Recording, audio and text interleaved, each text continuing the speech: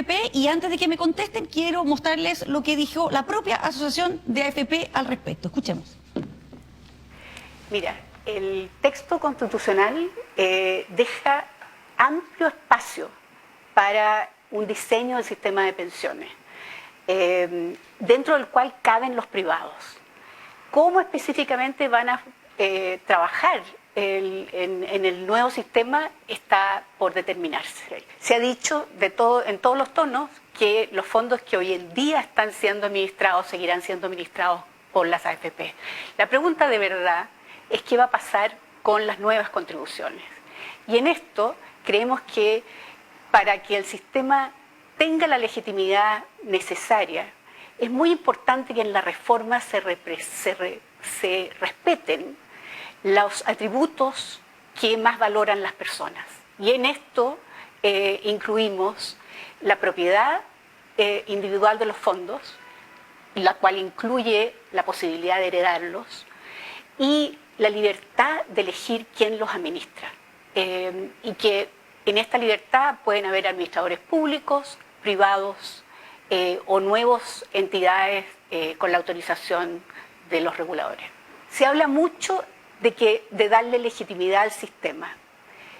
Precisamente por esta razón creemos que es muy importante que una reforma recoja los atributos que más valoran las personas en el sistema de pensiones. Estos incluyen, en primer lugar, que los ahorros de pensiones vayan a cuentas individuales. Segundo, que estas cuentas individuales sean de propiedad de las personas. Y aquí hay un tema en el borrador de la Constitución que deja dudas al decir que los recursos de las pensiones deben ser solamente destinados a pagar beneficios que establezca el sistema. Aquí queda una pequeña duda o una duda con respecto a cuáles son esos beneficios y si incluyen la heredabilidad. Obviamente que si los ahorros son de propiedad individual, esa característica, la heredabilidad, es obvia. Bueno, está en extenso la opinión de la Asociación de AFPs. Se reiteraron varios conceptos.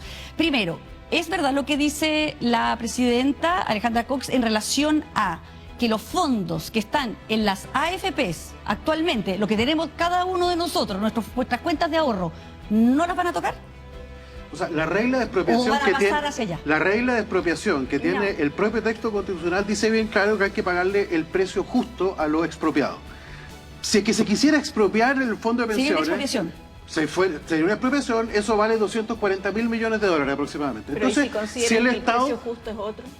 No, porque el precio justo de un activo, es que bueno, el precio justo de un activo financiero es el precio de mercado. Evidentemente, si hay un precio de mercado más o menos bien puesto, es ese. Entonces yo diría, eso vale. No, pero lo que te quiero decir es que no tiene sentido. Se indemnizaron con el valor pero nuevamente del mercado. están las querellas entre constituyentes. ¿Por qué no tratamos de explicarle a la gente? Expliquémosle a la gente. Pero expliquemos las cosas ya. Que tenemos ahorrada ahora, ¿va a pasar en otro sistema o no? En este sistema, nosotros estamos aquí proponiendo un sistema de seguridad social. Lo que ustedes están hablando ahora y lo que estaba hablando la señora recién, defendiendo ahí su empresa, porque ella es la representante de la AFP, es defender los intereses de la AFP. Nosotros estamos hablando dentro del texto constitucional de la seguridad social, que tiene el componente de la previsión, ¿ya? Y ese es una área. No podemos seguir mezclando peras con manzanas. Uno por un lado y lo otro es... ¿Los ahorros previsionales que tenemos actualmente en las AFPs van a pasar al sistema público o se van a mantener el FP como dice Alejandra Cox? Eso es lo que yo te digo. Eso lo va a definir la ley, que todavía no se hace y lo va a hacer el Parlamento. Ahora, si tú me preguntas a mí, el Salabraña, que es lo que quiero, obviamente prefiero un sistema de reparto donde todas las personas puedan acceder a una pensión que les garantice una vida digna en el momento en que más lo necesitan. Ya, pero por ejemplo, ¿te parecería justo que la plata que, por ejemplo, ahorraron las personas en este minuto pasaran a un fondo común? Sí, porque ahora? mira, en este sistema de reparto, suponte ya, pasa todo lo de AFP a un fondo común. Es solamente el ahorro de los trabajadores. Ya no hay nada más en este fondo. En este fondo, ¿qué es lo que se pone también? Las cotizaciones que van a tener que hacer los empleadores. Y este fondo va a ser mucho más amplio. Y además se pone el componente del Estado. Y por lo tanto, el fondo que se crea es mucho más grande. O sea, es 3 veces más lo que va a recibir en un sistema de reparto que en un sistema de capitalización individual. Lo que pasa es que, a ver, el sistema de reparto, y lo explicó muy bien el profesor Cifuentes antes, tiene un problema con la demografía. El número de jubilados en Chile está creciendo mucho más rápido que el número de trabajadores. Entonces, si uno pesca toda la plata que hemos ahorrado durante todos estos años y se lo entrega a los jubilados actuales, en el minuto que los que entregamos la plata, digamos, bueno, ahora que nos financian a nosotros, nos van a decir, ah, pero resulta que ahora los jubilados se multiplicaron por 2 y los trabajadores se multiplicaron por 0,7. Entonces, lo siento, señor, que eso es lo que está pasando en Europa. O cotizan más o bajan las pensiones, y las pensiones han bajado. Y aquí hay un tema que es como de justicia intergeneracional. En este minuto, nosotros como país duplicamos el esfuerzo que estamos haciendo para mejorar las pensiones de los jubilados actuales. A mí me parece que sería muy injusto que además los trabajadores, que somos los que estamos pagando impuestos para mejorar el pilar solidario, nos dijeran además, y ahora su cotización también a mejorarle a los jubilados. Resulta que estamos viendo que la situación hacia adelante va a ser compleja y solo nos estamos preocupando de los jubilados actuales. Todo nuestro esfuerzo de ahorro de pensiones, más los impuestos que pagamos para el pilar solidario, para mejorar a los jubilados actuales. ¿Y qué pasa con la sostenibilidad? Porque aquí hay un tema súper relevante. Los convencionales hablan mucho del tema de sostenibilidad, es un tema que les importa mucho, la sostenibilidad del medio ambiente, la naturaleza, pero cuando se habla de sostenibilidad de las pensiones y uno propone un sistema de reparto, el sistema de reparto por definición no cumple ningún criterio de sostenibilidad en el tiempo, es una injusticia con las generaciones jóvenes actuales. Entonces a mí este discurso de la sostenibilidad que tienen me parece que es lo más parcial que hay. Oye, yo asesoro a muchos gobiernos en muchas partes del mundo sobre estas cuestiones. Y todos están avanzando a sistemas que son mixtos, que tienen un componente de capitalización individual, un componente de reparto, con financiamiento estatal, con financiamiento, porque es demasiado complejo lo que nos está pasando, y que lo explicó muy bien Hugo hace un rato atrás, como para pensar que poniendo todos los huevitos en una sola canasta, siendo esa canasta o un puro sistema de reparto o un puro sistema de capitalización individual, vamos a hacernos cargo bien los países de toda la están complejidad. Saliendo del reparto, no están creando repartos. Obvio, porque partieron. No, eso es lo que están haciendo, porque pero no es porque vayan. Están yendo sistemas mixtos que obvio, porque están avanzando el reparto no funciona, por no, eso el reparto funciona. El reparto funciona en una proporción. El reparto puro no funciona. El reparto puro cualquier componente de reparto intergeneracional tiene un problema. Nadie entiende nada en sus casas. Exactamente. Entonces, por favor, lo que quiero decir, hacia dónde están avanzando todos los sistemas, todos los países, esos sistemas mixtos. Hacia el que tenemos donde nosotros. hay no, porque tienen un componente de reparto, no lo pueden desarmar de un día para otro. Eso fácticamente no es así. Hay países porque no pueden hacerlo, pero no porque yo no sea sé, la opción. esa es tu interpretación. Yo he conversado. Pero obvio, fiscalmente es imposible. No, hay muchos países. Anda a conversar a Francia, anda a conversar a Alemania, anda a conversar a Inglaterra. Tienen sistemas que eran 100% de reparto y están migrando a capitalización. Todos están incorporando un pilar de capitalización. Todos los países desarrollados están incorporando pilares de capitalización porque efectivamente. Porque el otro es inviable. ¿Me dejas terminar? Porque los sistemas de reparto por sí solos no se la pueden. Eso es verdad. Ahora, eso no quiere decir que la solución sea eliminar los sistemas de reparto para ir a solo capitalización. Yo no conozco a nadie, hay que tener un componente solidario, no conozco a nadie que esté planteando eso. Entonces, un componente solidario donde estamos de acuerdo que tiene que tener un componente solidario, pero ¿cómo se financia la solidaridad? El punto es cómo tú financias la solidaridad. La financias con impuestos al trabajo formal en un país en que hay un problema de informalidad gigantesco, o la financias con impuestos generales que son progresivos. Entonces es mucho más razonable financiarlo con impuestos generales que son progresivos y no con impuestos al trabajo formal, que además tienen un tope imponible. Entonces los que más ganan cotizan menos. Entonces es un sistema además regresivo para financiar un pilar solidario. Pero eso es con el sistema de FP. Nosotros estamos proponiendo hay un tope imponible. Van a eliminar el tope imponible, ese es un buen punto. Van a eliminar el tope imponible. Pero es que ahí va a haber un tema súper complejo con el tope imponible, porque tal cual como está ahora, tú introduces cualquier componente de solidaridad y es regresivo, porque los que más ganan pagan hasta el tope. vamos a eliminar el tope imponible, entonces estamos hablando de un aumento de impuestos muy significativo. Eso es materia de la política pública. Pero es un tema complejo. Obviamente, por eso es que Guillermo, por eso es mejor una solidaridad con impuestos generales. El texto, usted decía, a ver, concordemos en algo, el texto es ambiguo, no ambiguo, neutral. No es ambiguo, es súper claro. Porque siento que lo va a quedar bastante a la ley. El texto no es ambiguo, es súper claro. El Estado se hace cargo de la seguridad social. Eso dice el texto. Si fuera por eso, también la Constitución actual, que tanto desprecia, también se hace cargo de la seguridad social y de hecho lo dice. Pero derecho se lo a la entrega seguridad, a los privados. Derecho, Pero se lo entrega a los privados. Establece la posibilidad de poder... Y hace que que es un derecho se transforme en una prestación. Elsa, que hable la Elsa. Bien difícil que poder argumentar algo.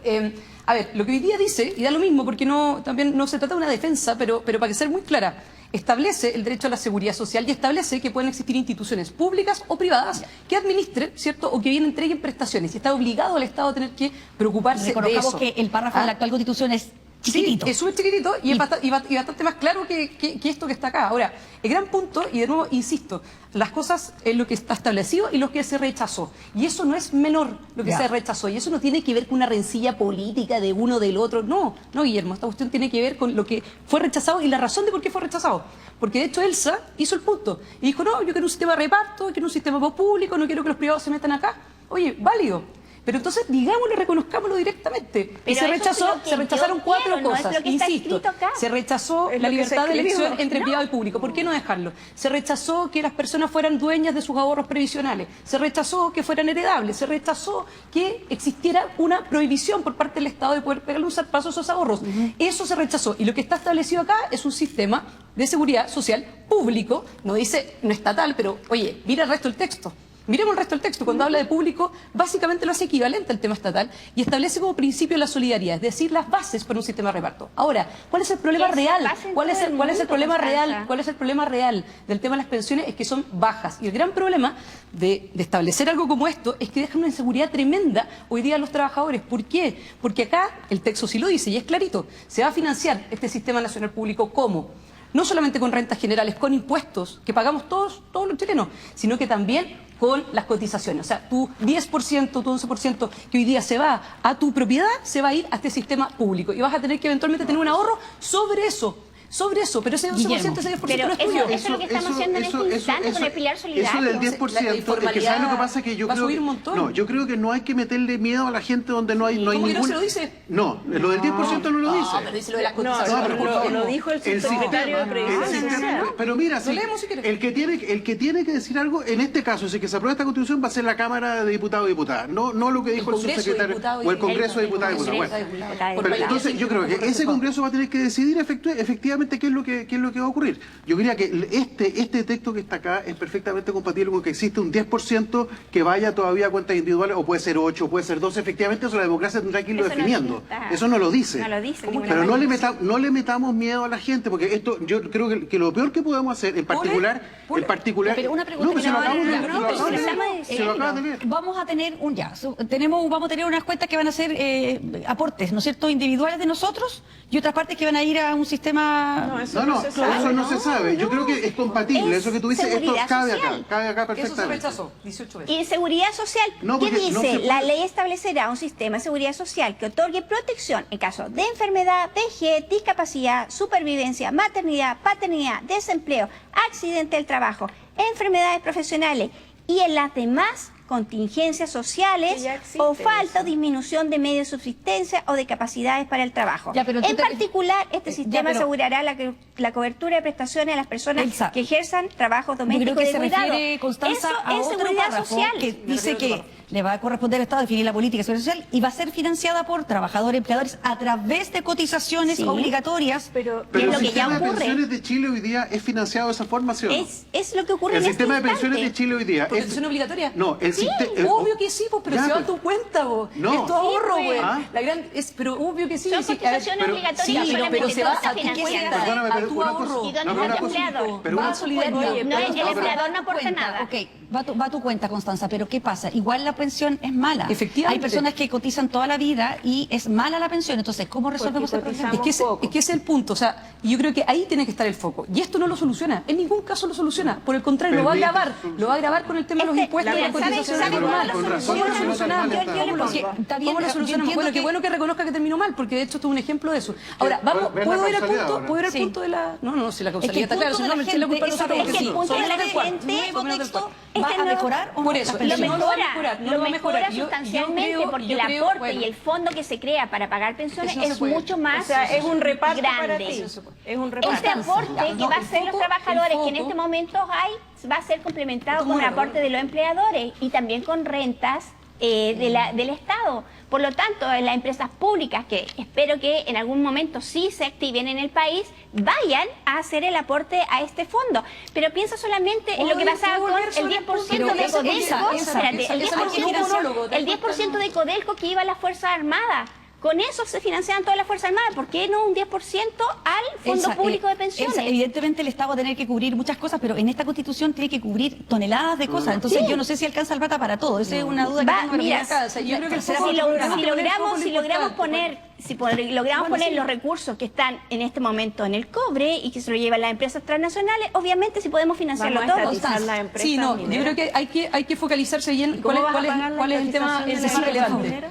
El tema relevante, ¿dónde está? Que las pensiones son bajas. ¿Cuáles son las causas? De hecho, lo decía la nota explicativa de nuevo, lo decía también el profesor. No, ya la hemos repetido las causas. ¿Cuáles son las soluciones? Por eso, bueno, aumentar, por ejemplo, el porcentaje de cotización. En Europa, de hecho, ya que estábamos hablando de eso, y Guillermo esto probablemente lo sabe mejor que yo, se cotiza entre un 18 y un 20% en los países OCDE. Entre un 18 y 20%, o sea... 18,2% el promedio. Exacto, entonces casi el doble de lo que estamos cotizando hoy día. Entonces, en segundo lugar, bueno, el tema de las lagunas previsionales va a ir mejorando, por lo menos los independientes hoy día están obligados a cotizar, cosa que hace algunos años atrás no era así.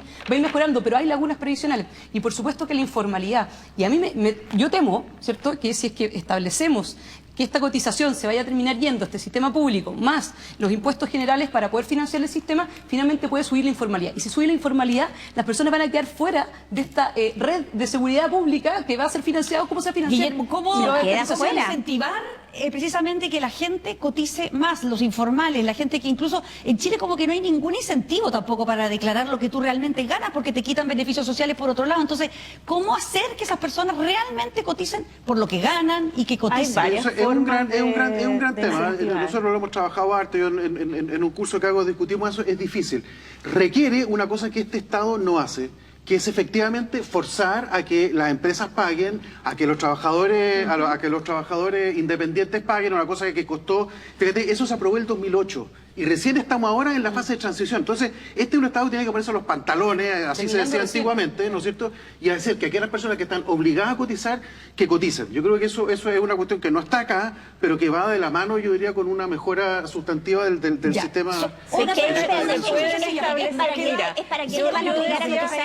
Yo decía que cualquier componente de solidaridad intergeneracional tiene un problema de sostenibilidad en el tiempo, pero uno podría establecer esquemas bajo el sistema que tenemos ahora de solidaridad intrageneracional de los sectores de altos ingresos a los sectores de bajos ingresos, pero solo si las personas cotizan. Entonces uno puede establecer muchos mecanismos para que las personas coticen. Se puede, por ejemplo, establecer que el Estado deposite bonos a una persona cuando ha cotizado por cierto tiempo.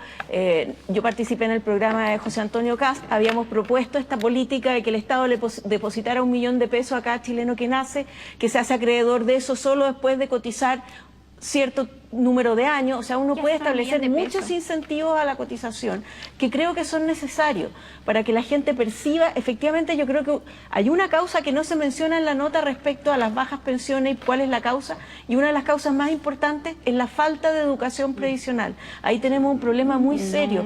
Recién con los retiros las personas se dieron cuenta que la plata estaba llena de ellas. Una solución. Sí, mira, se decía que en la mayoría de los países el sistema de seguridad social se compone por una cotización de alrededor de un 18%. Pero ese 18% no es solamente de carga de los trabajadores, también está el empleador.